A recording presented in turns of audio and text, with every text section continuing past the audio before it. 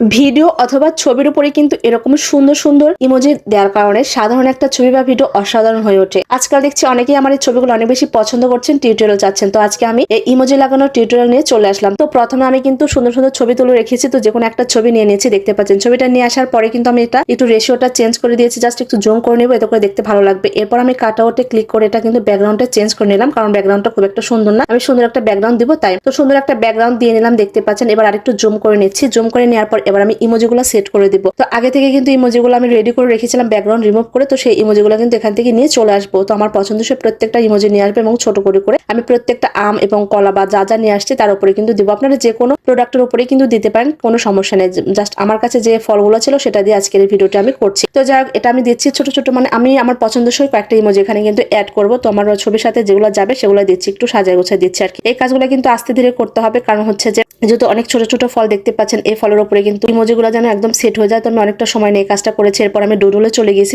ডুডলে চলে যাওয়ার পরে কিন্তু আমি জাস্ট এখান থেকে কিন্তু আমি একটু ডুডল দিয়ে নেবো, এতে করে দেখা যাচ্ছে দেখতে ভালো লাগবে। তো ভুল ত্রুটিও তো হতে পারে, বাট আপনি কিন্তু আস্তে ধীরে কাজটা করে নেবেন, ঠিক আছে। দেখেন আমার ভুল হচ্ছে, তারপরে কিন্তু আমি আস্তে ধীরে কাজটা করে নিচ্ছি। এরপর আমি হচ্ছে যে ঝুড়িটা দেখতে পাচ্ছেন, ঝুড়িটার চারপাশ দিয়ে কিন্তু ডুডলটা খানিকটা দিয়ে নেবো, এতে করে দেখতে ভালো লাগবে। তো একটু আলাদা কালার দেওয়ার চেষ্টা করবো, একটু সবুজ কালার দিচ্ছি, যেহেতু আমার ঝুড়িটা হচ্ছে লাল কালার ছিল, একটু সবুজ কালার দিচ্ছি জাস্ট আমার ম্যাচিং করার জন্য। এরপর আমি এটা দেওয়ার পর কিন্তু টিক মার্ক করে দেবো। আস্তে আস্তে কাজটা করতে হবে। দেখেন আমি যখন জোরে জোরে কাজটা করতে যাচ্ছি তখন কিন্তু ভুল ত্রুটি হচ্ছে, তো ভুল ত্রুটি করা যাবে না। আস্তে আস্তে করে দেখতে জিনিসটা অনেক বেশি ইউনিক এবং ভালো লাগবে। আপনারা যে কোনো খাবারের উপরে কিন্তু এরকম ইমোজি সেট করে করে দিতে পারেন, এতে করে কিন্তু দেখতে অনেক বেশি ইউনিক এবং ভালো লাগে, ঠিক আছে। অনেকেই যেহেতু টিউটোরিয়ালটা জানতে চেয়েছিলেন, আমি এই জন্য টিউটোরিয়ালটা আপনাদের নিয়ে হাজির হয়েছি, ঠিক আছে। আমার ইমোজি দেওয়া কিন্তু শেষ। এখন দেখেন আমি জাস্ট অ্যাডজাস্ট থেকে লাইটনেস, কন্ট্রাস্ট এবং স্যাচুরেশনটা একটু বাড়ায় দেবো ছবিটা একটু সুন্দর করার জন্য। দেখেন সাধারণ একটা ছবি কত সুন্দর দেখা যাচ্ছে। এটা আমি আমার যখন ফেসবুকে পোস্ট করে দেবো তখন কিন্তু আর একটু বেশি সুন্দর হবে, তখন আমি একটু ইফেক্ট দিয়ে দেবো। তো দেখেন এই ছবিটা কিন্তু এতক্ষণ ধরে এডিটিং করলাম, আপনি চাইলে কিন্তু নামটা লিখে নিয়ে আসতে পারেন। আমি নাম লেখাটা আর দেখালাম না, এটা তো অনেকেই পারেন। তো সবাই অনেক বেশি ভালো থাকবেন। আল্লাহ হাফেজ, আসসালামু আলাইকুম।